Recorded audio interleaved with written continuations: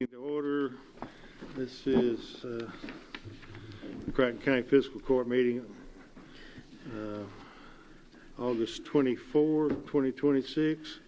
And Madam Clerk, call roll, please. Commissioner Jones? Here. Commissioner Bartleman? Here. Judge Clymer? Here. And Commissioner Abraham is absent. Yes. All right, and Commissioner Bartleman, you offer a prayer, please. Let us pray. Father, we thank you for the blessings of this day. We thank you for the opportunity we have to serve this county. Pray you be with us tonight and in the future as we make decisions important to the citizens of this county and help guide and direct in all that we do. And we just pray that all that we do is good in your light.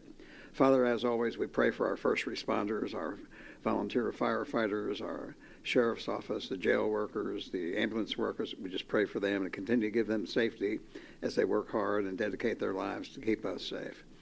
We just appreciate all you do for us. It's in Jesus' name we pray. Amen. Amen. All right, would you stand and join us in the Pledge of Allegiance, please? I pledge allegiance to the flag of the United States of America and to the republic for which it stands, one nation, under God, indivisible, with liberty and justice for all.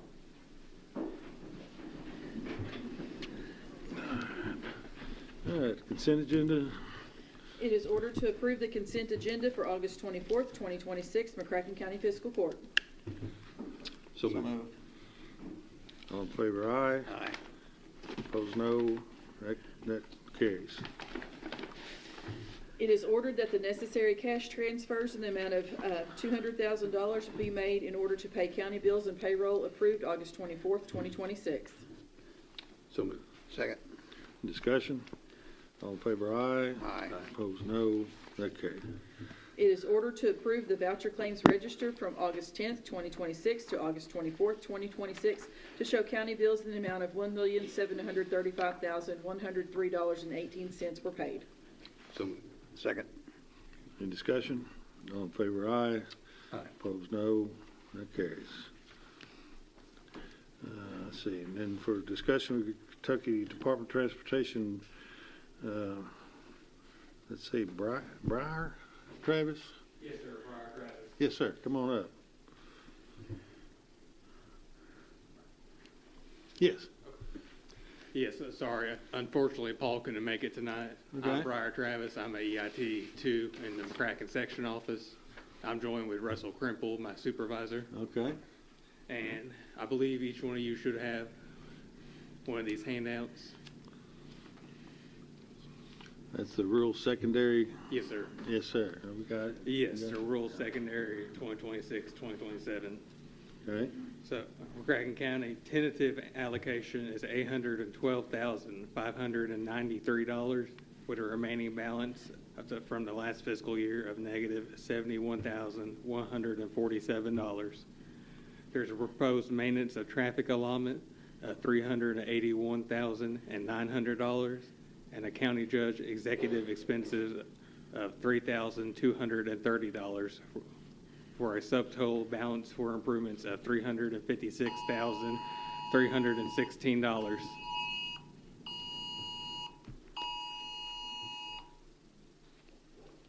Sorry about that. It's got a public safety alarm. Interesting. Sorry.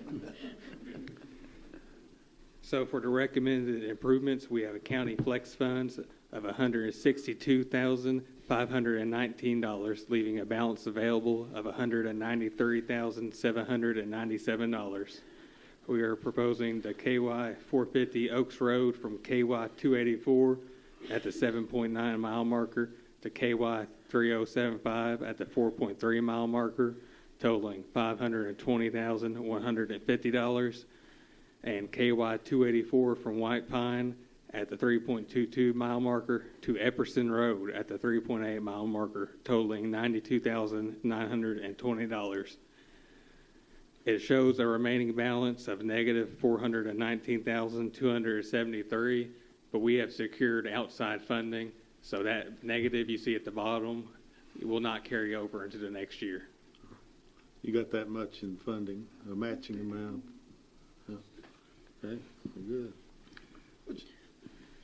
So the rural secondary fund is for farms to market still? What's the difference between that and the county flex funds? County flex funds are for you all to decide. Which is why you're here.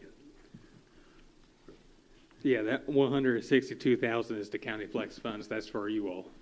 So we don't decide the rural secondary. No, sir. As far as I'm aware, no, sir. Okay. All right. I got it. Thank you.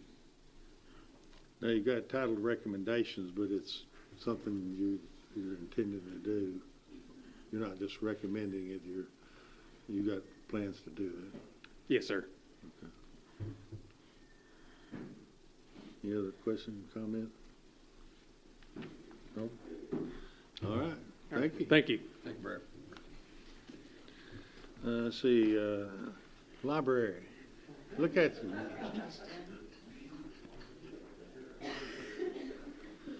I was hoping we could call and get to you real quick so you'd been outside and we could have jumped you. I got here just in time for you. All right, before we begin, may I approach? Yes. All right.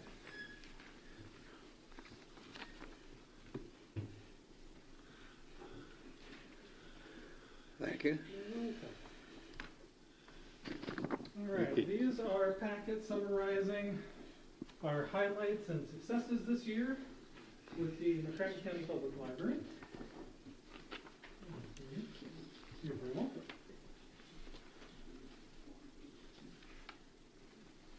Is this going to be the Rotary presentation as well? No, sir. This will not be the Rotary presentation. Now, part of this will be presented with the tax. Part of today will be presented at the fiscal court, but no, I promise you'll be fresh content for you on Wednesday. All right, okay. All right. So what you have in front of you is a summary of our thanks to you for the continued support. For those who do not have the handout, just a quick recap. The library saved patrons roughly $12.4 million last year with an ROI of $4.24. This year, I'm happy to share that the library saved patrons, instead of $12.4 million, we saved patrons $13.8 million this past year, raising the ROI from $4.24 to $4.61. Now, what that means is that for every dollar you give the library, we give you $4.61 back in services and items. We calculate this by every time you check something out. That is, if you checked out the newest Stephen King book, we saved you $24.95, and that is how we tally up all the other services that we offer. We had checked out over 290,000 physical items, over 230,000 electronic items. We had over 100,000 hours of computer and Wi-Fi use. We distributed over 19,000 books through the Delhi Parton Imagination Library. And last year we performed 350 notaries. This year we performed over 450. We faxed over 10,000 pages. We signed up 3,000 new library cards. And we now also saw 150 hours of social work through our new community support advocate. Some of the bigger items on the next page of notable events. We held our second annual McCracken comic book convention, bringing in over 600 residents. We had our annual summer reading kickoff with dinosaurs. We had over 700 residents, making our largest event since the pandemic, or at least since I've been here. We purchased a new outreach vehicle as part of our strategic plan. And we also had the opportunity to present with the University of Kentucky about library needs and how our library is meeting them at this year's Kentucky Public Library Association Conference. The next page is what services does the library offer and what items can I check out at the library. This is a quick little cheat sheet. We often get members of the community that think we're just a pile of books with a roof on it, and this is a way to kind of summarize all the cool things that we offer here at our library. So to get to the tax rate for this year, regarding our tax rate, this year the library will accept the compensating rate of 5.6 cents per $100 assessed valuation of real property, and the compensating rate of 7.83 cents per $100 assessed valuation of personal property. The motor vehicle rate of 5 cents per $100 will remain the same. Are there any questions about the tax rate or the packet that I gave you that I can answer for you today? I wish you would be excited about your job. I'm always amazed at your upbeat and the Well, job you do over there. Thank you, sir. I believe that if I'm not excited for what I do, how can I get anyone else to be excited for what I do? I can check out a fishing pole. Yes, sir. Yes, sir. We were the first library in Kentucky to partner with Kentucky Fish and Wildlife during the pandemic and trying to find socially distant activities that our patrons could partake in. I got you. Okay. Thank you. Any other questions? Great service. Do it have a reel on the pole? Yes, sir. Has a reel too? It's not a cane pole? No, sir. It's a reel and rod and everything. We give you a little packet of tackle to go along with it, and the tackle is yours to keep when you return the pole.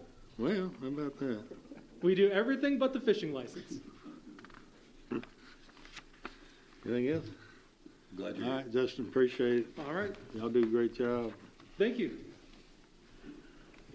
Hey, how's the, you still have any of the bicentennial books over there for sale, or they get it sold? I think we're down to our last one. Or last one? Yes, sir. But it already has someone's name on it, so technically 0. But we do still have one in the building. Oh. But we do have a couple in-house if anyone wants to check them out. Yeah. What about the publisher? Are they publishing any more if a request comes through, or do you know? I believe it's on a as requested basis, Oh. but I know they still have some at River Discovery as well. Oh, okay. Are you needing to get an extra copy? I've got two. I got one with my name, and I got one without a name on it, in case I need to give one to somebody or loan it or something. But it's really good, really interesting. I really enjoyed going through it. It's a great book. We are happy to partner with you all to make that happen. Yeah, we all did a great job getting that done. Wouldn't have happened without the library. Yeah. Well, thank you for your leadership and helping make that go forward. All right. All right. Thank you all so much. Thank you. Let's see, Health Department. I saw Caitlin out there somewhere. Hello. I also have a little handout for you all. It is not as long as Justin.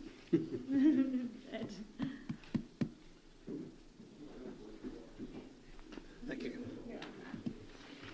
Thank you. I know she don't have the bling on like he does either. Yeah, maybe next time. All right. So I have given you just a little snapshot of what the Purchase District has done in the last year, including the amount of clinic visits we've had, which is over 12,000. We've immunized over 1,400. We've done over 8,000 WIC services, 662 cancer screenings.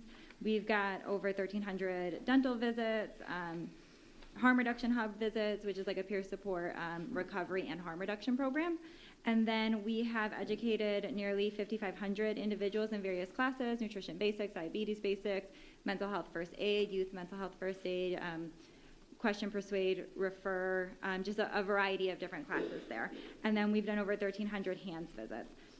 On the side, you also see the different food inspections that we have done. We've done over almost 1,400 food inspections, 279 public facility inspections, 201 soil evaluations, and 191 on-site installations. So the public facility inspections, that includes like your schools, your tattoo parlors, your pools, things like that. And your on-site installations and soil evaluations, that kind of gives you an idea of our septic tanks being placed in our region. And then below that is just some of the new services that we have offered. And so in McCracken County, we have the Purchase District Health Department Neighborhood Farmers Market, which happens behind the McCracken County Health Center on 916 Kentucky Avenue. We have piloted an Hep C treatment with UK at the McCracken County location, and that is a telehealth program that we're very excited about. So refer anyone with Hep C or thinks that they have Hep C over to us. We've expanded our community health workers program, our family planning and cancer screening, our community classes, our professional development, and we have expanded into community dental services. And so that has happened this past year.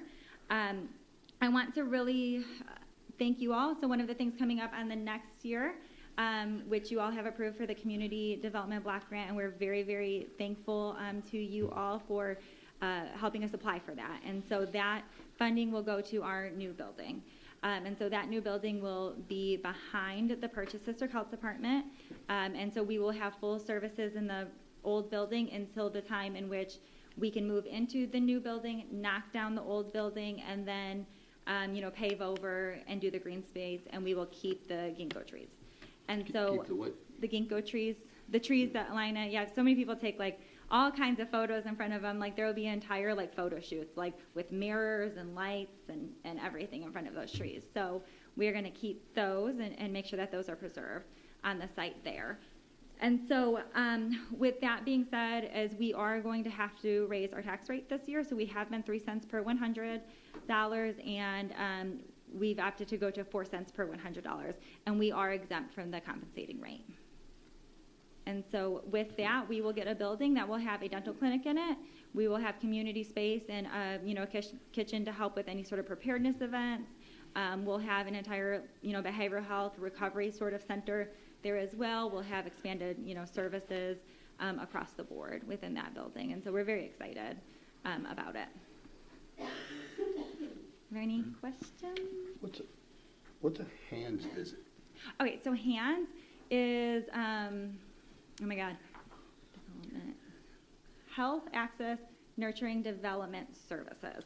And so, yes, I know, right? Like it just rolls off the tongue.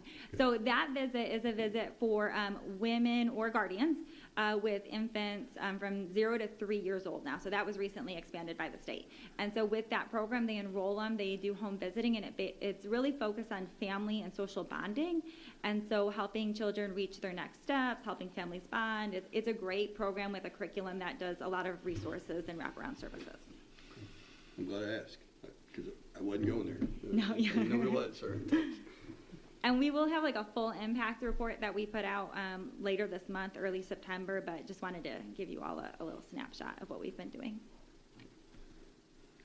Anything else? All right.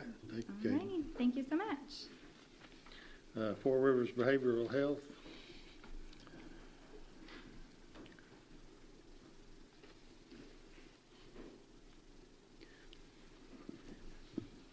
Clyburn Commissioners, my name is Kurt Langston. I'm the Chief Financial Officer for Four Rivers Behavioral Health, which is the mental health district in McCracken County. And we plan to accept the compensating rate for this year at 1.2 cents per $100 of assessed value for real and personal property, and that rate remains unchanged from last year. And I would also take this moment to thank the county for assisting us with sponsoring a community development block grant that we have. That in the past, the city, since it came about, the city had sponsored it and helped with the application, but they ended up having their own project, and apparently an entity cannot apply for 2 CDBG grants, and so it required a municipality to basically support it, and so the fiscal court did that, and we very much appreciate it. It helps to support the 100-bed recovery center point facility out on Coleman Road. Okay. Anything? Questions? No? All right. Thank you. Appreciate it. Let's see. There's McCracken County Extension Office.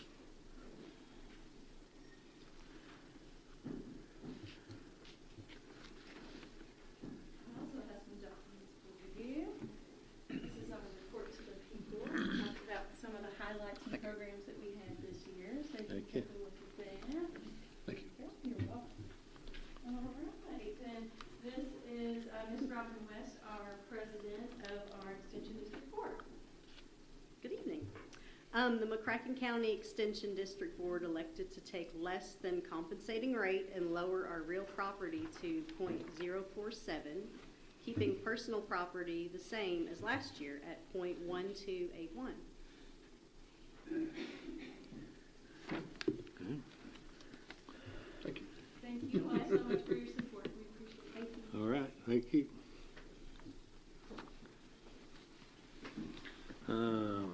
Let's see. Concord Fire.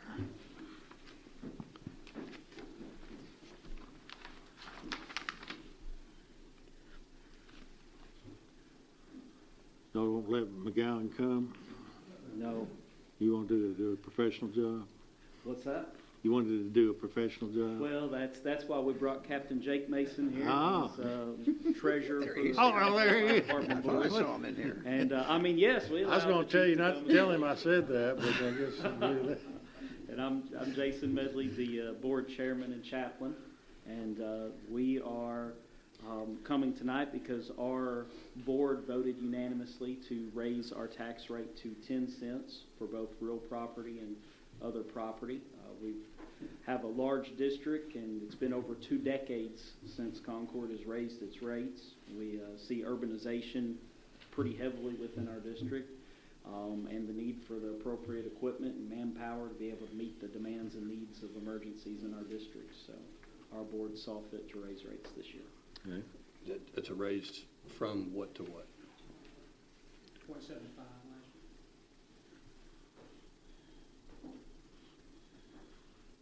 And as of July 1st, we are staffed 24/7 with full-time firemen. It's no longer just a volunteer fire department, it's a combination department. We've got people on duty all the time, and the volunteers is something. How many? We got a minimum of 3 during the day, and then 2 at night. So we've got a total of 8, 7 full-time firemen and 1 full-time chief.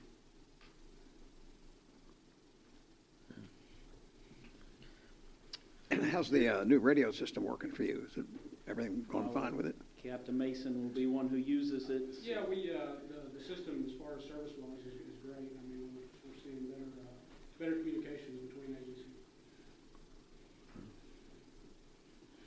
All right. Anything else? All right. Thank you, folks. Thank you. Lone Oak Fire Department.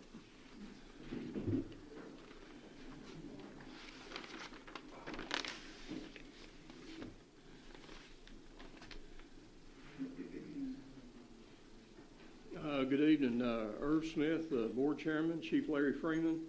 The board voted to maintain our tax rate, same rate, 0.06. I think we've been there for 3 to 4 years, and voted to maintain the same rate moving forward. Let me ask you this, Dr. Smith. We just heard from Concord they felt the need to raise their rate. You have not, but I wanted to get your opinion. One thing that is going on between the county and the city is the city has as a priority, a top priority, to annex at least 6 county properties a year. And so they're taking property that the county receives revenue from, and so you and McGowan, all the fire departments, and other taxing entities, the library, everyone receives. That's your tax base from which you fund your operations, and so I see that going on quite a bit. I've not been successful in getting the city to not do that. They say the city needs to grow, and I say, I agree the city needs to grow, but not grow by diminishing the county. What do you have a thought on that? Probably should have asked McGowan or Chief McGowan that question, because he did see the need to raise his rate. You're able to keep your rate, even though I know there's been property annexed within your jurisdiction out there, so you've lost some revenue. Where do you see that? Do you have any thoughts on that? Well, our cost, just like any of the volunteer departments, the cost of business keeps going up. The trucks are more expensive, the maintenance is more expensive, fuel's more expensive, the turnout gear, the safety gear the firefighters wear, that's all more expensive. And if we have a decrease in the tax base, my simple West Kentucky math is going to tell me that in order to maintain income, the tax rate will have to go up. It's in our DNA at Lone Oak to keep that rate low. Chief Cave Thomas, Chief Ford, our former board chairman, Ned Buchanan, they always push to be very respectful of the tax money, and we're very frugal. But it costs a lot to run the operation, even in a volunteer department when you're not paying any salaries. It's expensive. So if that base decreases in order to maintain our bottom line to fund the operation, the rate will have to go up. How many employees, you heard, I think they said they had 7 in Concord. How many full-time employees is Lone Oak have? I'm sorry? How many full-time employees does your? Full-time employees, well, we have 2. We pay Chief Freeman and we pay Assistant Chief Peck. So those are, when I say full-time, they are getting a salary. The other volunteers, we base, we do some reimbursement on a point system. They get a point for training, a point for call. I was just trying to compare you. Yeah. Concord said they had 7, Yeah. so you've got 2. Yeah, we have 2, our chief and assistant chief, and the other 28 are volunteer. And we've been, I have to say, we've been blessed. Just like this spring and summer, we've had an influx of about 6 young, healthy men and women who want to serve the community, and we've been training them up. We've been very fortunate, but staffing is a big problem for volunteer organizations nationwide. Well, it's great. It's great to hear. That we often hear, why don't city and county think about merging, and the answer to why we don't is volunteer fire departments. Because without volunteer fire departments, the cost of fire protection, if everybody had to match the same service with the same cost that city fire occurs, the cost of county government would be much more. So you save us a lot of money. Thank you. I'd like to point out, just because they're annexing, that's not growth. And I encourage that for the city of Paducah and McCracken County also. That's just geographical expansion. I mean, look at Russia and Ukraine right now, holy cow. If they want to grow, I would like to see them grow internally and make Paducah a place where people want to grow by moving into it, whether it be the city of Paducah or McCracken County. Improve those areas to where people want to come to it. Not because they want to get out for taxes or whatever reasons. That would be true growth to me. But just annexing another territory or city, county, whatever it may be, that's not growth. That's not growth. Well, I think what they say, or what my talks have been trying to get them not to do that, is that they grow geographically. They now are bigger by whatever size that parcel is they just took, and their bank account grows as well. However, what a lot of people don't understand is they offer incentives to these businesses. It's we've heard that. Yeah. But I would like to see everybody. I know we have to take care of what we have with what we've got.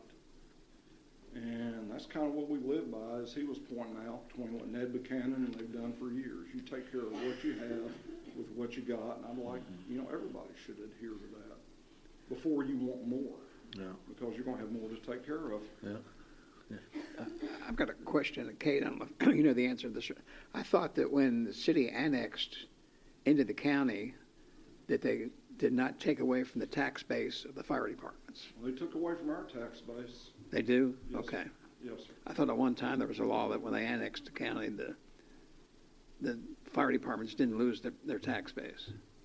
But when they've annexed, have you lost? We lost. Okay. Yes, we lost All right. our tax property. They may have changed that law. Which is what it's based on. Okay. We look at it from service. We just want to serve the residents of Lone Oak or whatever area they serve. And you need to learn to take care of what you got with what you have. Yeah. Before we be too careful when you get more. I'm not sure I want to annex part of Paducah. Yeah. Well, and see, what people don't, when you flesh that on out, so let's say the city, as they stated their priority to annex a minimum of 6 properties, so they provide incentives to, like, well, I won't call the name of it, but a grocery out near you. They annexed that. They did that by offering, I don't know the particulars of that, but typically they'll offer 5 years of property tax rebate.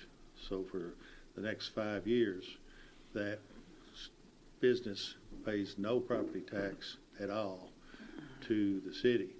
Well, we were getting property tax in the county from that business. Now it's gone to the city, so we lose our property tax. The city doesn't get their property tax. You don't get yours. Nobody gets any tax. And so it not only, it grows the city after that term of years, whatever that is. They then that business starts paying taxes again at twice the rate they paid in the county. But the county loses that revenue forever. Yes, sir. And so it's a zero net for the community, where at least the county was getting revenue now for 5 years. And I've been told just recently by a business owner that he was offered 10 years of no property tax. And we've heard of those, and they've made us aware of that. Some of the businesses have, and just recently here in the last few weeks it's come up. Let me ask you this question while I got your ear. We've had businesses that have been annexed by the city. I'm not going to mention names, but they have called and asked us how they get back into the county. You know, I don't know the answer to that. Well, don't feel bad. I didn't either. But honestly, we've had people ask how they get back in the county. At one time during the merger, they were talking about, it can go either way. We've only seen it go one during annexation. It can only go one way. Yeah. But they did mention at one time. I've got honestly, whatever. Mayor Bray has approached me and wants to come out and talk, so I'll ask him that question. Yeah, well. So, I mean, off the top of my head, I would say at least just pure contract law would be the business negotiated with the city to go into the city, and they received, and their compensation was no taxes for however many years. Also, free garbage pickup, and they'll offer whatever they need to do if the property is attractive enough.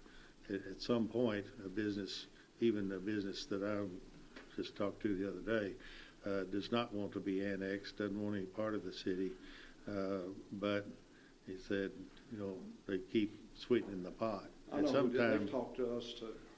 They've called us recently. Yeah. So I can tell you the answer from a Webster County judge in the city of Seabury, and the answer was you don't get to choose to go back. For the point, they waited 5 years before they asked us that question. As you can imagine why, and what you already then they started paying taxes again. Yeah. Yeah. Well, on a good note, we're planning our open house in October, so I'll get you guys an invite, and we'll come out, and we'll fix you a hot dog for lunch. Oh. Be in October. He's grilled. Mate, Perfect. We'll be there. Thank you. All right. Let's see, that was Lone Oak. Hendron Fire Department. Hendron here? No Hendron. Oh, it's great. Oh, there he comes.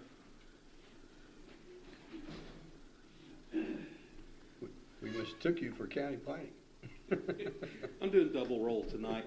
Since the chief found out I was going to be here, he's like, why don't you handle this? So, for the 7th straight year, we're going to keep our rate at .0755. 0.0755. Yeah. Y'all take it down to 10,000th of a penny. We do. That's great. It tends to round. Yeah. Well, and you're doing that with having built a new New fire department. Correct. Firehouse. The last time we raised our rate was 8 years ago. Yeah. And in that time, we have built our new station. We have built a new storage building. We have painted the Fremont station. It was rather unattractive, and now it matches our new station. We've added water rescue, new boat and trailer. We've done quite a bit. What's the plan with the old station? Have you sold that yet? Not yet. We're still in the process of cleaning it out. As you can imagine, that was a lot of space, so there was a lot of stuff. So and the plan we've is to- already filled one dumpster, and we're working on the second. Once we get it done, then we plan to sell the building. I get asked that a lot. I think there'll be some interest. Oh, there's a lot of interest. Yeah. You got a, I guess that basketball court's still pretty good. It's still in there. Took a little damage. We had a storm blow through and blow out a whole side of windows. Oh, but the court itself? It's playable. I would think it's playable. It probably needs a little patchwork here and there, but Yeah. it could be salvaged. Yeah. What about pickleball in there? I don't know enough about pickleball, but I think you could probably fit a few courts in there. Yeah.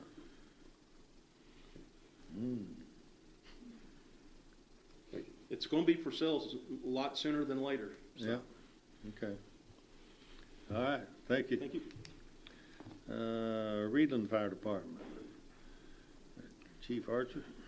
Rick Archer, the Chief of Reedland Farley. We, our board, elected to maintain the rate that we've had for the several years, .071. So it'll remain the same for that coming year. All right.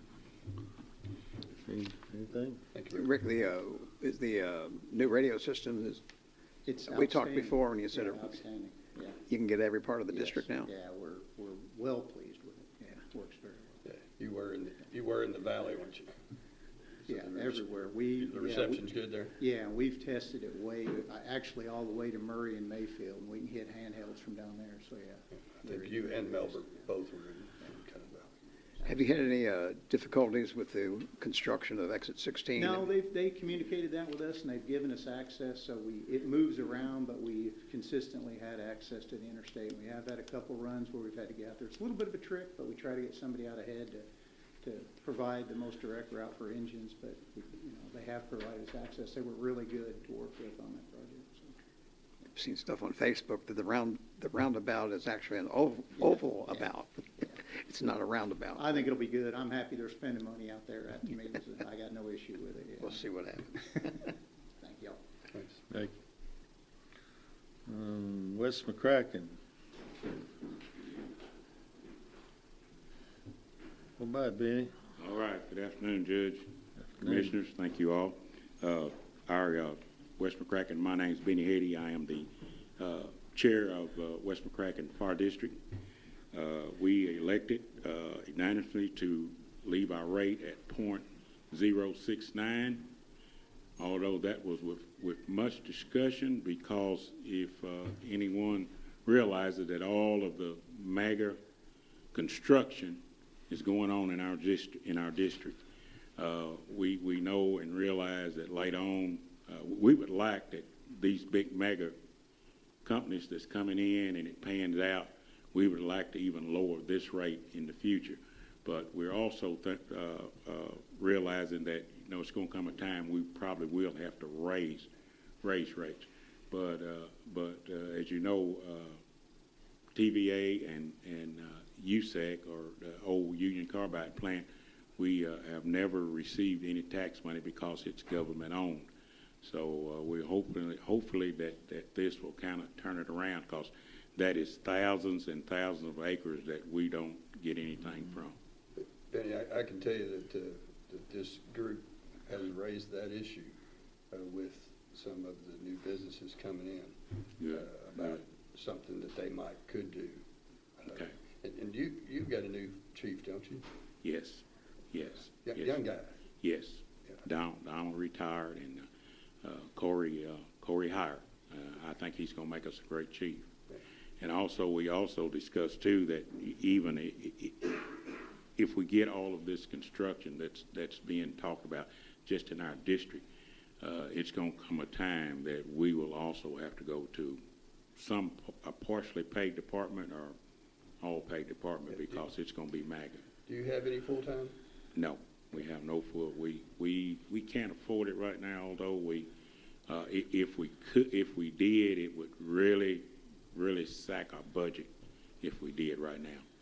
Am I wrong? Aren't you the department that fills in the slot when the airport needs coverage? Yes. For yes. certain planes? If Yeah, they got a chartered plane, they've got to have y'all there. Yes, and if Concord, if they don't, then Concord, of course, they help us out on that also. But yes, we do. Yes, even the airport, and that still falls in our district.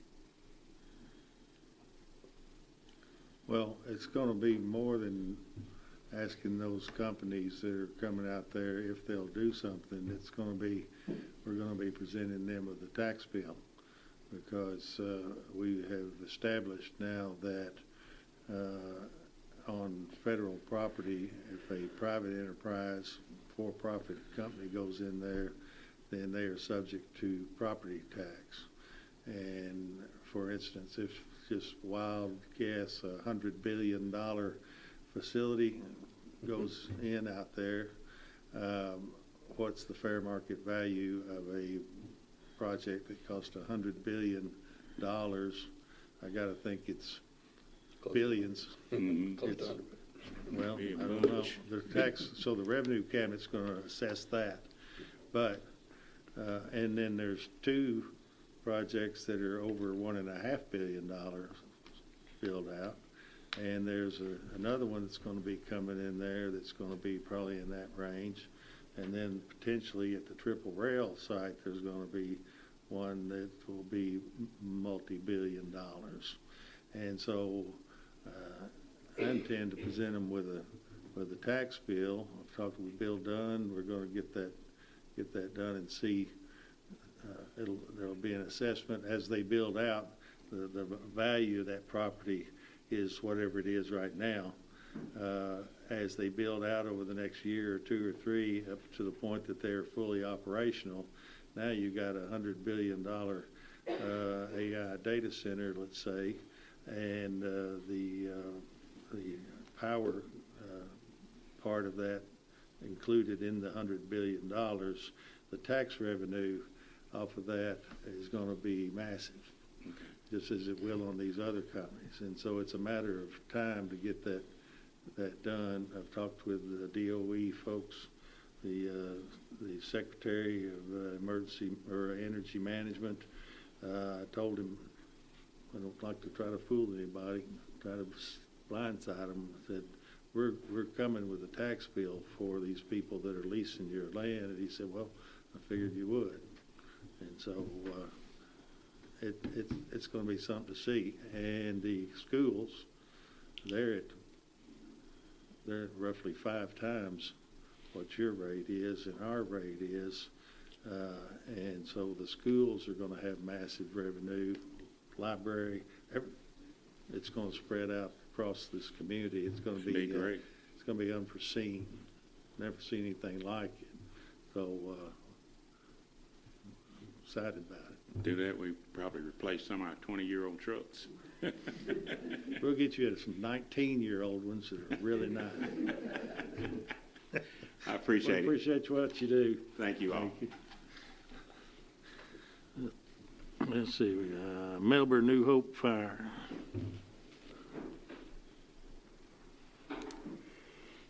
Hello, I'm Danny Thurston, Melbourne Fire Department.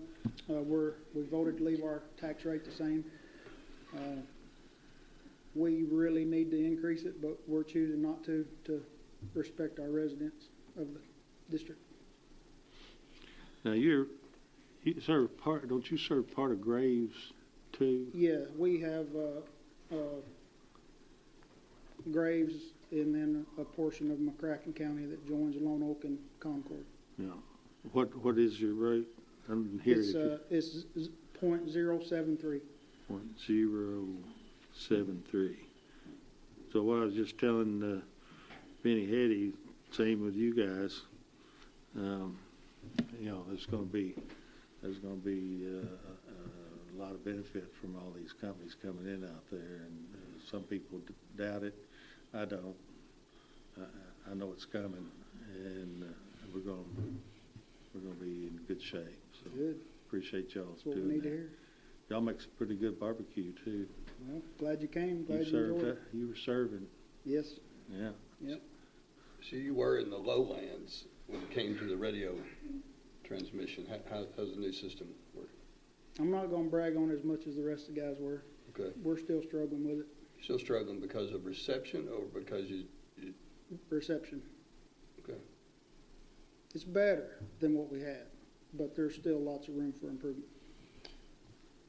Okay. Well, we need to look at it. But Anything else? no, I'm done. Thank you. All right, thank you. Let's see. So put on for discussion this something I'm calling McCracken Growth Working Group. Speaking of what we were just speaking of, all of the development that's going on DOE property and around DOE property, most of it at least that's been pretty well established is within the DOE property. That's a general matter.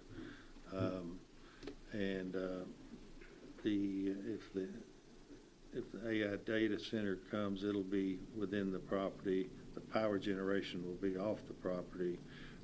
A nickel decontamination company is likely coming, but we don't have the information on that just yet. GLE, Global Laser Enrichment, is just off the property. And so there's going to be a lot of infrastructure, a lot of planning required, housing, schools for children. We're talking 8,000 to 10,000 new employees over a matter of a few years' time coming in, and probably 4,000 to 5,000 roughly, I think, that will be permanent jobs as these companies build. And then there's one at the Triple Rail site that's may come, may not, but very large employment there. And so I've been working on, made a final draft of a plan that would allow us to strategically look at how to accommodate all this growth, the housing needs, the power needs, the roads, sewer, just everything, hospitals, health care, the health department. If I miss something, I'll add that to it. But there's going to be tremendous growth. For instance, we've known about the two uranium enrichment companies for, I guess, maybe a couple of years or so. They're clearing ground. They're coming. They've got their financing together. The AI data center, it just popped out of practically nowhere just a few weeks back. And so ideally, a community would have an opportunity to start planning several years ahead. We have not had that opportunity because we didn't know what the employment rate was going to be and other factors. And so I think we have a pretty good guideline to work through. The mission really is going to be to not just grow, but grow smart, to analyze what's the best use of land out in the community. We'll need 6,000 to 8,000 probably housing units over the next several years. How are we going to do that? Some of them will be in McCracken County, some will be in surrounding counties, Graves, Ballard, maybe Carlisle, maybe over into Massac County in Illinois, but just massive build out of houses, and then, other businesses that will be spin-offs to supply the needs of these businesses, and restaurants and I think stores out toward the site there where people can stop and get something to eat or buy things, industrial equipment, parts. There's going to be another aspect of one of these companies that's going to be built out that has not been revealed yet, but it's going to be quite large as well. So we've been working for years and hoping and thinking, well, maybe one day our ship will come in, and it's here, and it's a big one, and so we have a lot of work to do. This is not going to be easy, but my plan at least is to bring all of these different interests, these subject matter experts in all of these infrastructures, like I said, the road there, or the airport, the sewer, power, everyone together, and we'll figure out the best way to go about doing this, and that way we can make best use of what we have, and we want to do it safely. We're not going to compromise and bring large amounts of revenue into the community and sacrifice the safety of the community, of the environment, of the workers, of the residents at the same time. And so, we see people that are challenging, are we doing that? We are doing that. I have spoken with one of you today, and what I want to do is Facebook is alive with all kinds of discussion back and forth. Myself, I have announced that I'm not going to be engaged in back and forth on Facebook, but I have you have my email. You know where I am here in the courthouse. You also have the commissioner's emails, and I want to handle these things one-on-one, or if 10 of you want to come meet with me, and I suspect the commissioners will be the same way. We can do that, but it doesn't work well, I have found, to try to answer these questions and provide this information on Facebook, because answering one question seems to generate 5 more, and then there are people who are, I'd say, less than civil on Facebook, and it just is not a good, productive format to me.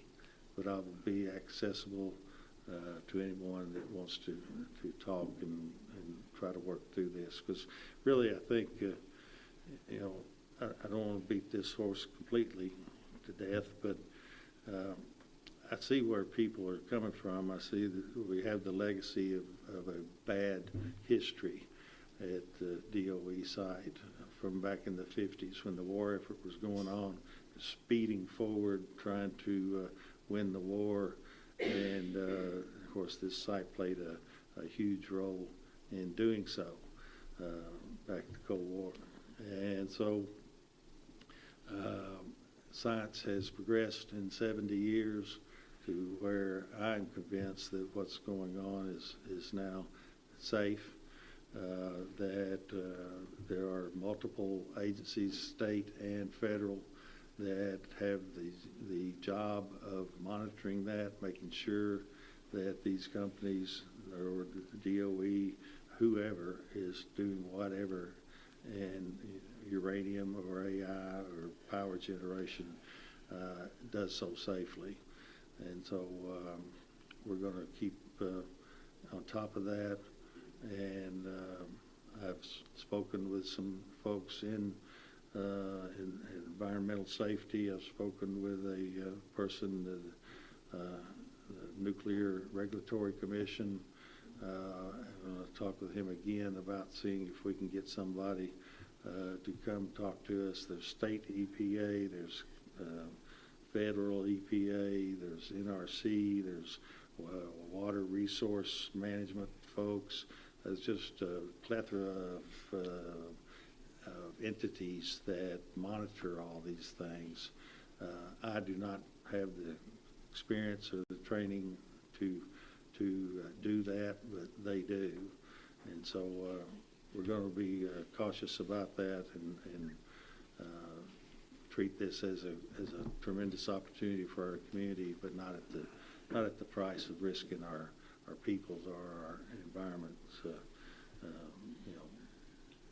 The beauty, the safety, the resources that we have, and try to, as we grow in population and industrial wise, to keep our sort of hometown small flavor here in McCracken County. So that's the goal. I think with a good planning document like this, that we'll work on giving this to you guys to look at, see what you think. We'll give it to others who I think will maybe have some feedback how we can work this, but we'll have a good basis for going forward and not just feeling our way along and being reactive, but be proactive and do the best we can on all of this.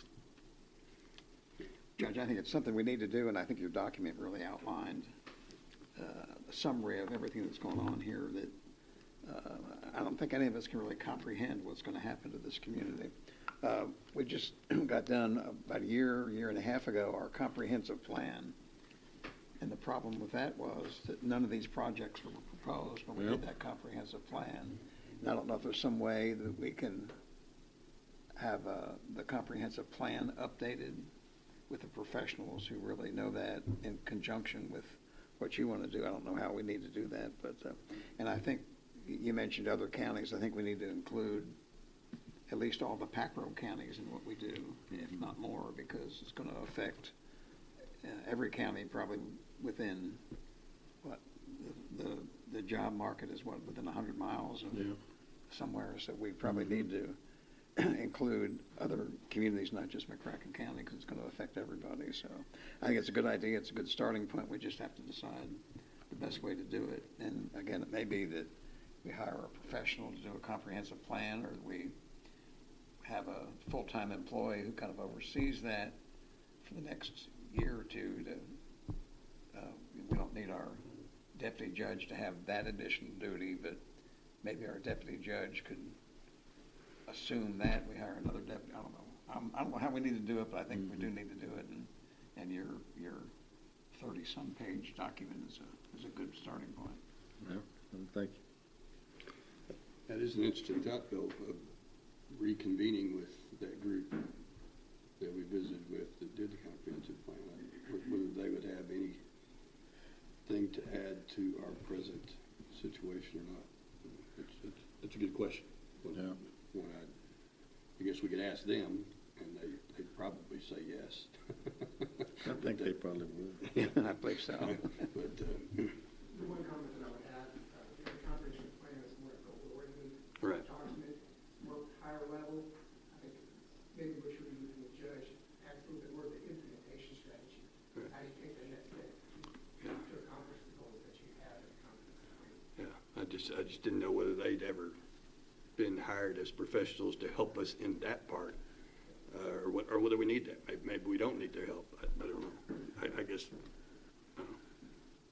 we'll talk about that after in the next few weeks. Yeah, it was 2025. I don't remember the date when we actually got it completed, but I think it was within 2025.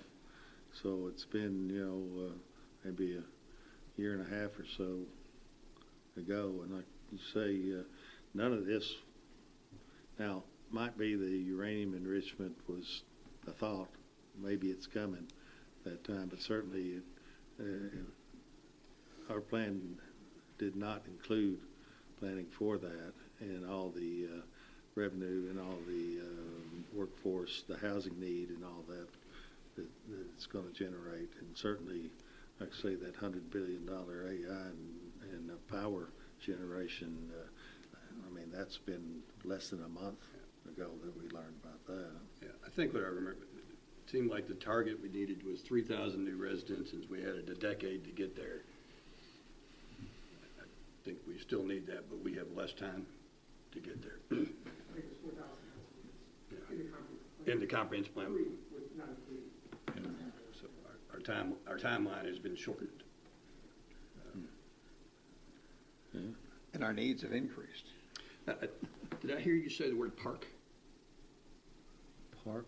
Maybe you said part. I thought you were talking about a park, maybe thinking about green space as we expand forward, but I might, maybe you didn't say the word park. I don't think so. Okay, well, I like the thought of actually thinking about green space as we're going through this, but it seems like that always ends up being an afterthought, so. Okay. I did want to mention, I talked to Greg Grissom, called me with Jackson Purchase Electric today, and he said that from the storm the other day, that they had, I believe that he told me they had 70 telephone poles, power poles destroyed, broken in that. And then all the work they had to do, some of it was in McCracken, I think most of it is in Graves and some in Carlisle, but that they sustained probably around $1.5 million worth of damage, costs, let's say, from that storm. And so I'm going to looking into declaring an emergency to try to get them some FEMA money. And so I was not able to get with April Watson, the EM manager today, but asked her to, she had asked to let me help to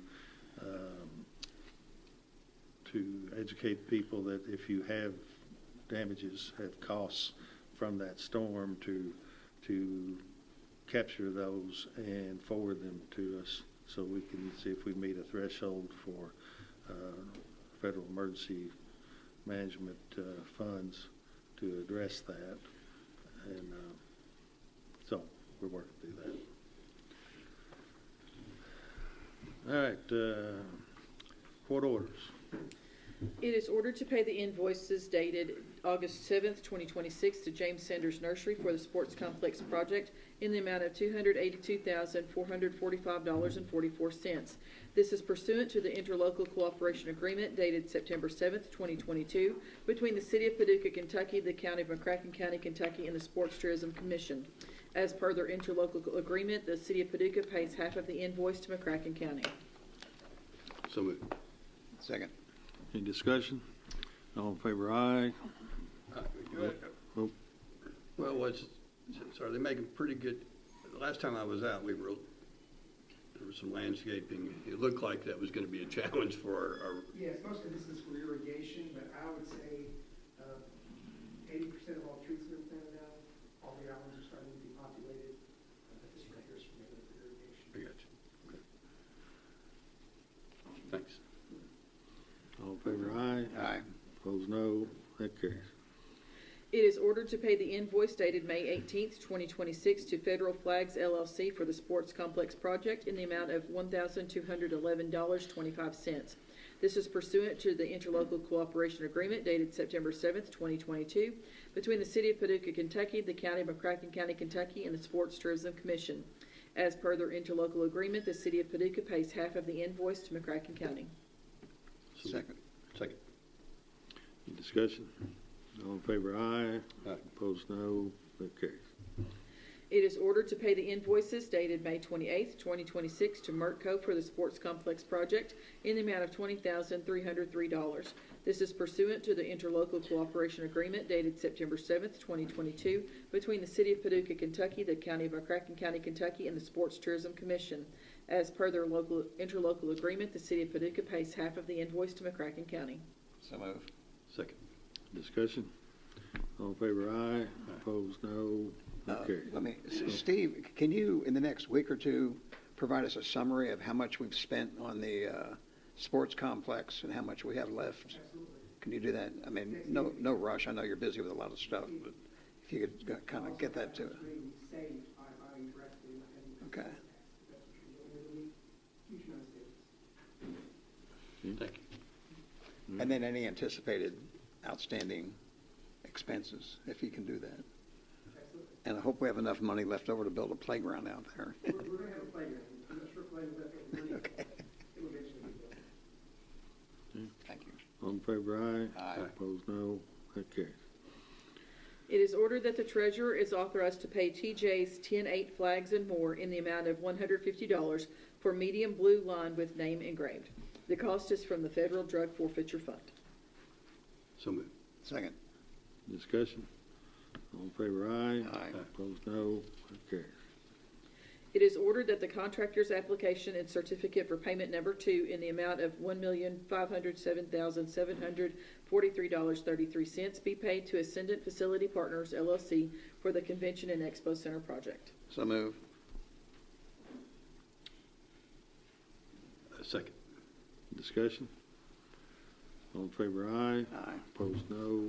That Is carries. that project going good, Steve? I got a good report from the... Bids were put on last week. The petitions have been started, installation, deciding to start complete, so we're ahead of schedule. I think most of the air conditioners are in and ready to put up. Or Like that in a week. good. Thank you. I think we got through that one, didn't we? Yes, sir. Okay. It is ordered to direct pay Roughton Technologies, LLC, in the amount of $250,000 for the Convention and Expo Center project to save on sales tax. So move. Second. This is sound system, so. Maybe. The convention center. All in favor, aye. Aye. Opposed, no. That carries. It is ordered to direct pay Modern Fold Incorporated in the amount of $134,295.93 for the Convention Expo Center project to save on sales tax. So moved. Second. Discussion. All in fa- I guess I'm curious. I know we see this a lot, where we're going back after a contract and you're doing a direct buy that saves us the sales tax. And I think this would anticipate. In the A&K contract, we didn't, but they okay. allow us to say that to spend on something else. Well, I guess that's what you anticipated my question. And I wasn't going to frame it as well as you did. That is, we've learned to actually build this in on the front end. Yeah. Okay. Thank you. Did we get through that one? No. Yes, sir, we need a vote. All in favor, aye. Aye. Opposed, no. That carries. It is ordered that the judge executives be authorized to sign the Pitney Bowes lease agreement to replace the postage machine located in the clerk's office. The new lease is for 5 years with a quarterly lease amount of $1,184.01. So moved. Second. Discussion. All in favor, aye. Aye. Opposed, no. That carries. It is ordered that the included list of obsolete radios and chargers dated August 20th, 2026 be declared surplus. So moved. Second. Discussion. All in favor, aye. Opposed, no. That carries. It is ordered that the radios and chargers that are declared surplus on August 24th, 2026 be donated to Livingston County. So moved. Second. Discussion. All in favor, aye. Aye. Opposed, no. That carries. It is ordered to renew cloud permitting software for 3 years at a rate of $19,434 for year 1, $20,211 for year 2, and $21,020 for year 3. It is further ordered that the judge executive is authorized to sign all documents and the treasurer is authorized to pay all invoices related to the same. So move. All in favor, aye. Aye. Opposed, no. That carries. It is ordered to approve the following 2026 tax rates as set by the boards of the taxing districts. County, real estate, 0.110, tangible property, 0.1783. Health, real estate, 0.04, tangible property, 0.04. Mental health, real estate, 0.012, tangible property, 0.012. McCracken County Extension Services, real estate, 0.047, tangible property, 0.1281. McCracken County Public Library, 0.056, tangible property, 0.0783. Paducah Junior College, 0.014, tangible property, 0.014. So move. Second. Any discussion? All in favor, aye. Aye. Opposed, no. That carries. It is ordered to receive the following 2026 tax rates as set by the boards of the taxing districts. McCracken County Schools, real estate, 0.518, tangible properties, 0.529. Concord Fire District, real estate, 0.10, tangible properties, 0.10. Hendron Fire District, real estate, 0.0755, tangible property, 0.0755. Lone Oak Fire District, real estate, 0.06, tangible property, 0.06. Melbourne New Hope Fire District, real estate, 0.073, tangible property, 0.073. Friedland Farley Fire District, real estate, 0.071, tangible property, 0.071. West McCracken Fire District, real estate, 0.069, tangible property, 0.069. So move. Second. Discussion? All in favor, aye. Aye. Opposed, no. That carries. It is ordered that the following resolution be adopted. A resolution levying the tax rate for the year 2026 for taxes to be collected for the benefit of McCracken County, Kentucky. Be it resolved, the Fiscal Court of McCracken County, Kentucky, for the calendar year beginning January 1st, 2026, levy a tax rate of .110 on each $100 of value on real estate and a tax rate of .1783 on each $100 of value on tangible property located within McCracken County and assessed by said county and by the Kentucky Department of Revenue, and that taxes further be levied on at a rate of 0.025 on each $100 value on all bank shares located within said county, and that taxes further be levied at a rate of $0.00 on each $100 of all unmanufactured tobacco. The rates stated reflect the compensating rate needed to maintain the revenue balance of the level of the prior year.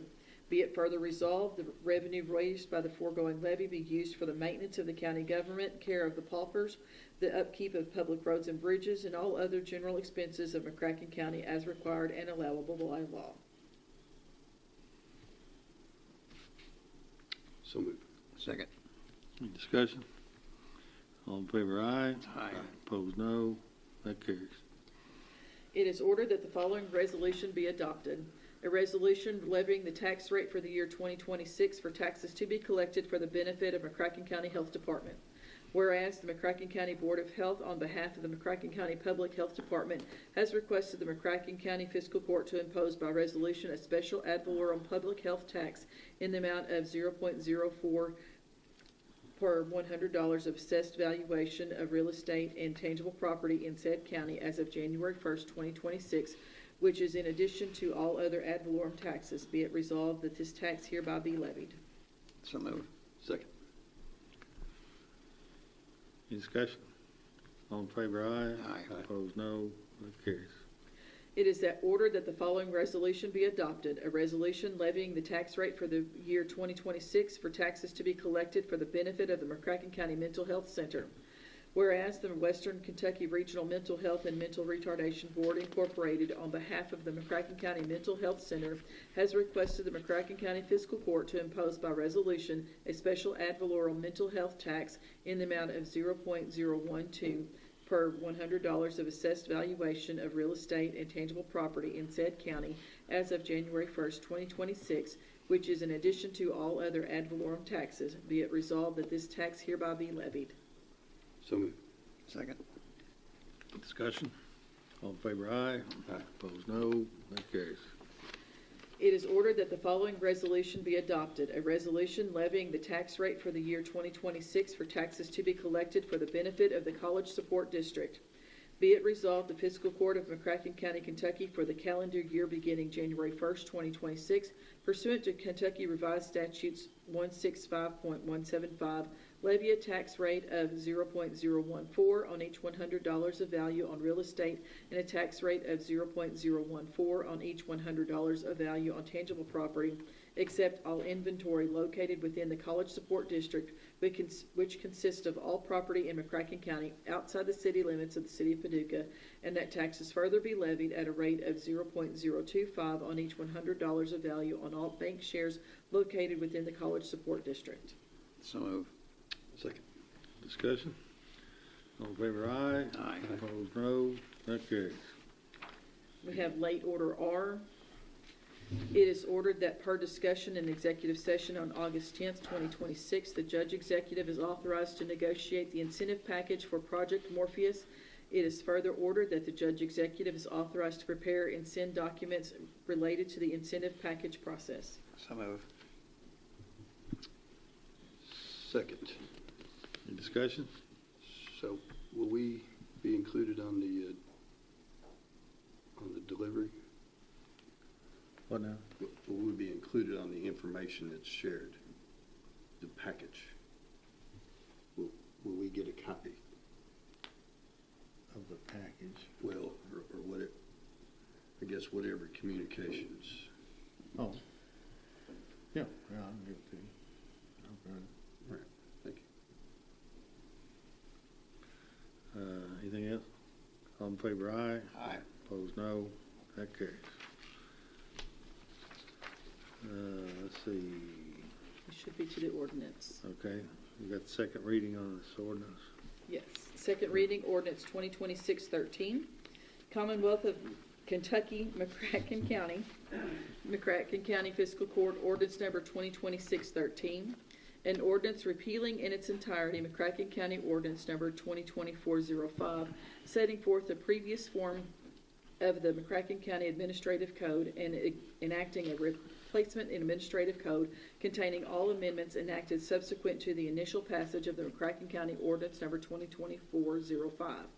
Summary: the present action is mandated by KRS 67.710 and KRS 68.005 and operates to repeal in its entirety the current McCracken County Administrative Code as previously enacted by Ordinance 2024-05 and containing the amendments enacted subsequently to its initial passage. The present action allows the full incorporation of all such subsequent amendments into a single self-contained code for ease of administration and more effective and efficient notice of and compliance with its provisions. Certification: it is hereby certified by the McCracken County Fiscal Court that the present summary represents an accurate official statement of the main points of and contents of ordinance number 2026-13. Public inspection, ordinance number 2026-13, shall be available for public inspection in its whole and complete form in the McCracken County Judge Executive's office during ordinary business hours. So it looks like,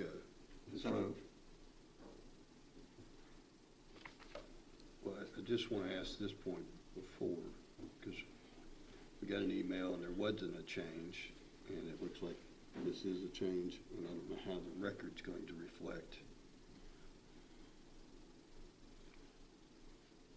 that this is not the same as what we read in the first reading. Well, you have it pulled up there, and would it be satisfactory if we just read that part? The change. This is changed from the first reading, right? Yeah, there's a change from the first reading. And only you can make an amendment. So I'm willing to second it, but Kate, can you give us counsel on how we actually make sure that the record reflects that what we're going to pass? I think we have to approve the amendment, the change So to the first reading. The ordinance itself just references Exhibit A, which is the administrative code that you're looking at, and the Exhibit A has been modified very slightly by the addition of two sentences that have been discussed and have been added to the administrative code. So I think simply describing that to the public so they know what amendment was made to Exhibit A, and then just adopting the ordinance as read is sufficient. See, don't you think there has to be a proponent of the amendment since we've already read the first reading? I think that's maybe the safest way to do it. Yeah. I think we ought to approve the amendment. If the judge wants to Just to be propose safe. to amend Exhibit A in the ordinance by the addition of the two sentences described, I think that would cover us. I think that's what the record needs, Judge. Okay. So I'll make a motion, we approve the. No, you can't. He has to do it. It's his, because it's not June, it has to be his motion. So I move that the following amendment be added to 4.3 on page 16 of 83. The language, the treasurer shall update the one-page summary of the fund balance monthly and distribute it to the fiscal court. The treasurer shall provide a certified cost of employee salary and benefits for the prior fiscal year each July and distribute to the fiscal court. I'll second that. Okay. All in favor of the amendment? Aye. Aye. No opposed? All right, now, all in favor of the document itself as amended? Do you want us to approve this one? I was hoping maybe we would. So moved. Second. Any more discussion? No. All in favor, aye. Aye. Opposed, no. That carries. Ladies and gentlemen, we have an administrative code. Hey, we have no need for an executive session, but I see Ms. Moore here. Ms. Moore, I think we maybe had some confusion back and forth about public comment. If you gentlemen are all right with it, I'll offer Ms. Moore a few minutes to address us. There was maybe some confusion about whether this applied to the Planning and Zoning Board or this board, but she's such a nice lady, and I thought maybe we just let her talk. And if we don't let her talk, maybe my first part of my statement was hasty. I'd be happy to hear.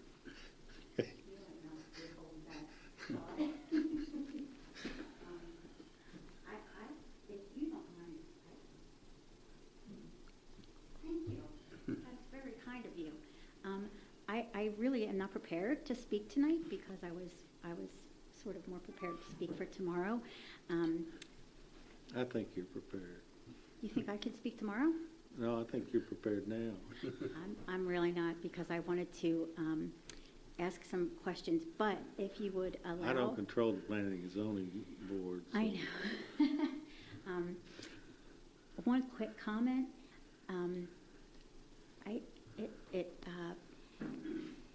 I don't know how to say this kindly. It hurts my heart that you take the time to go on and on about how great these projects are and how you're going to take care of us. But on the other hand, you take away our ability to speak and be heard, except that now you have let me be heard. But so I do thank you for giving me this minute, because I think it's important that you do hear that we do have some concerns, and in particular, the property out at 11025, I think, Old Highway 60, where they were doing all of that major excavating of all of that dirt.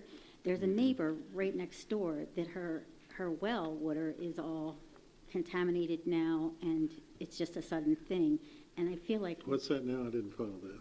Something about somebody's well contaminated? From all of that digging. Also, that soil...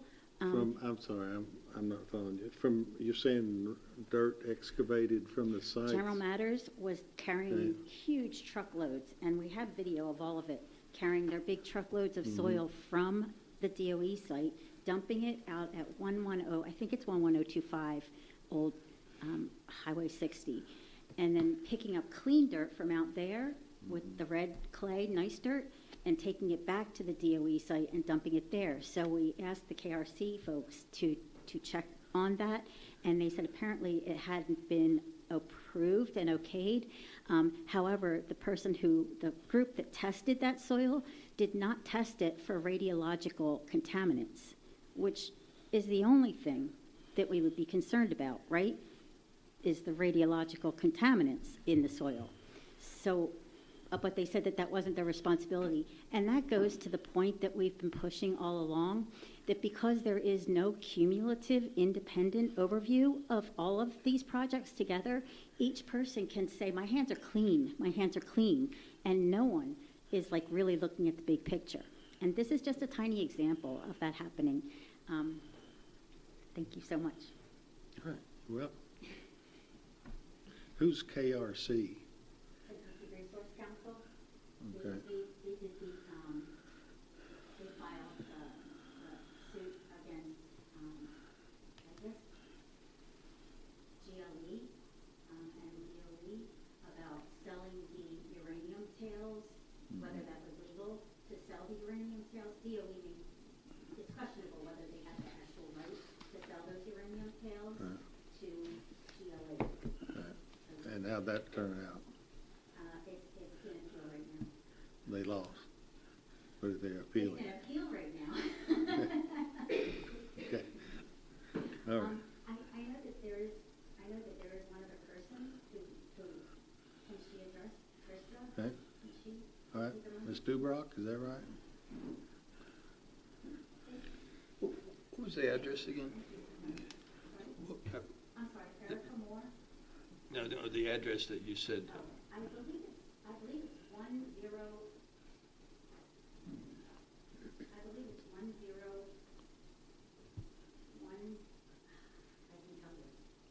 Well, if you'll be looking it up while we'll hear from Ms. Dubrock. Thank you. Good evening. I appreciate your time. First of all, I wanted to say I'm excited about the website. That's coming up, and you guys voted to get that started again. That's going to make it easier for everybody to find the information that they need. So my name is Krista Dubrock, and I am a McCracken County resident. And I've been following all of the information that's been shared about the data center. And I wanted to talk about that just a little bit because, you know, there's so much excitement around this project. But as the judge mentioned earlier, it takes a lot of planning. And I'm here tonight with 3 requests for y'all to consider, all around the same idea, which is planning for protection of our residents, just like you talked about earlier. First, our zoning rules. Our heavy industry regulations were adopted in 2017. They allow power production and distribution, but they weren't written with facilities of this scale or large battery storage systems in mind. So that's one of the things. There's some gaps in there. Our heavy industry rules require a 100-foot setback when industrial property is next to residential or agricultural zoning. But when it isn't, the minimum setback is none. You say 9 or none? None, 0. So the regulations also don't establish a specific decibel standard or required process for measuring noise. Can I ask, so you're saying the zoning says if there is no residential property, the setback is 0? It's for residential and agricultural, but let's say there was a business. The business has no setback. It'd have to be a heavy industry, or could it be a light industry and then it would get 0 setback? Heavy. So, Heavy. So two heavies don't get setbacks from each other. Right. Okay. Or a store, you know. So that's one thing to consider. And we know that the county can create really great zoning because they've done so for commercial solar. They've got setbacks for property lines, home screening, financial protection for decommissioning even. So that's one thing we've done great. So that my first request for the court is initiate a review of our zoning regulations for large-scale data centers, battery storage, power generation, one that considers the appropriate setbacks, noise standards, safety and emergency response. We've heard a lot from those guys tonight, and screening and decommissioning. And then second, one of the things that you addressed specifically, I think earlier, Judge, is that our roads need to be protected. The project is expected to involve about 8,000 construction jobs, and that means a significant amount of construction traffic and trucks and heavy equipment. So my second request is that the county identify the roads that could be affected and determine appropriate truck routes and document the road conditions before the construction begins on the data center, and work with the developer on an agreement that sort of addresses construction-related road damage and maintenance where it's legally authorized, and I'll address that here in just a second. County taxpayers should not automatically be responsible for some extraordinary damage to our county roads, right? And then third, and to me this is really important, is that noise needs to be measured. Understand the company has said it will conduct its own noise study, and that's a great step for them, but it's really not enough on its own. Without an independent study with results made public for the residents, they'll have no real baseline for comparison. So, and no recourse if they come up later and say, well, my quality of life is, gone down the tubes because the data center moved in next door. So I'm asking that the court would request an independent noise study paid for by the developer, but conducted by a third party accountable to the county, not the company. And it should establish current noise before construction and estimate what nearby residents could experience once the facilities are operating, and then make those public so residents actually have something to point to if noise becomes a problem later on. And finally, on the jurisdiction I mentioned earlier, I understand that the data center campus is planned on federal property, and I recognize that the county's authority has its limits due to that in certain areas. The DOE says development will be on approximately 785 acres of leased land at the Paducah site. And that's why I'm asking that the county determine right now what parts of the overall project and the supporting infrastructure fall under county authority, and whether our existing regulations are adequate for those parts. This project could just absolutely change McCracken County for decades, and I hope my own grandkids will see the benefit of a lot of these projects. But we have an opportunity right now to look at all these things thoughtfully, protect our residents and our taxpayers. So I appreciate you all taking a minute to listen to what I had to say. And I hope you understand that I'm trying to just say these things up front so that we can work together as a county and look out for each other. Well, I enjoy seeing you do a very good job putting information out. Oh, very thank you. educational. Thank you very much. Really appreciate it. And I'll add, so one thing, one of the main aspects of this, there's a lot of main aspects. Like I say, is it 36? Did I get to 36 pages? Anyway, so I'm a lawyer, 36 pages. Yeah.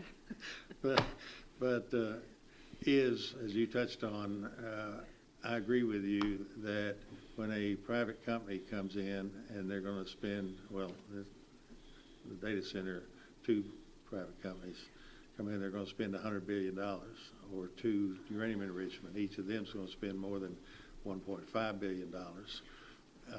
That the beauty of us being able to tax them on their value of their property is that we can then take some of that tax money and put it into the company's needs for infrastructure, the roads, the power, whatever.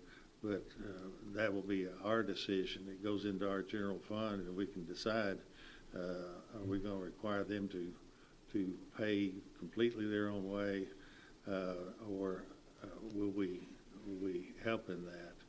And so,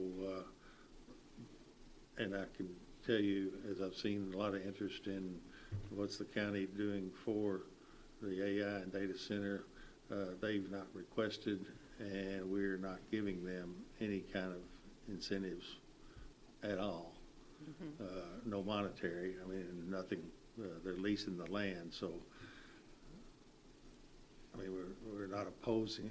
It depends on how you want to call incentive, I guess, but it's not costing the taxpayers in the community any money for them to come in. We're not rebating any taxes or anything else for that. So, and I think your questions about noise are good questions. In fact, in an executive session, I asked those same questions to Brookfield, and I would like for you to have the comfort that I had from their answers, and maybe we can ask them to give some public comfort on that topic. Yeah. And I think your question about setback is a good one. In fact, I guess 2 weeks ago I asked for a footprint of where this is going to be, and I don't think that exists quite yet. I mean, we know generally that it's going to be this big, and it's going to be on a big plot of land where things have been zoned heavy for a very long time. So it does sound like a good spot for it. But to tell you right now that there's nobody who lives within 100 feet, I don't know that. I don't think it's true, but I don't know that. So, and if we were to change zoning on heavy industry, can we change the zoning of heavy? If we put a setback on heavy industry, does it control? Yeah. What is the setback? I think, as she said, it is 100 feet. But it has to be adjacent to agriculture or residential. Correct. Okay. If it were a Kroger, there's not one out there. I realize that. But if it she said store. So if it were a store, would there then be a zero setback? I believe that maybe 30 feet. Okay. Yeah, I don't. Yeah. So certainly that's something we can look at. Yeah. I mean, obviously it's heavy industrial. The idea is to have it heavy industrial, but we also want to protect adjacent residential uses if they're there. Right. I know that zone also has screening in place where you're required to have screening against adjacent residential, but we could look at some type of setback also. And I got the impression from our meeting with Brookfield that they would be interested in all these questions as well. It would protect them, too. I mean, I'm sorry? It would protect them. It would Right. protect everybody. Yeah. So. I would also tend to agree with you that I doubt that there is much residential versus being built. Yeah. I have not physically looked at the adjacent land uses or done a study on that, but I don't know the papers. Yeah, I mean, I get the impression there's not going to be anybody living within a half mile of it, but I haven't actually seen the footprint to be able to tell you that's for certain. I did have a planner, help with some model with just text changes. I gave it to Greg, but I'm happy to email it to you. Just some things just to consider. Okay. I don't know how long you've gone. And that's what I was going to Yeah, I don't think there's anything within 500 yards of any of this. It's more about, especially like Northern Lights. I know the county doesn't have to talk about noise at all, but you would have some standing to ask for a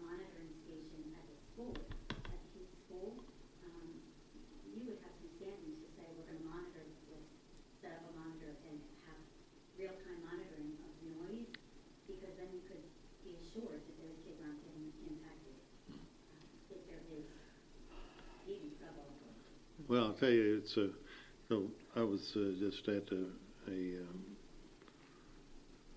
well, you were there too. Did you hear the, what was he, was it Piketon Electric, or the guy that talked about data centers? East Power.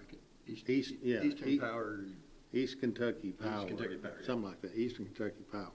And his statement was, now, of course, all of these things are different.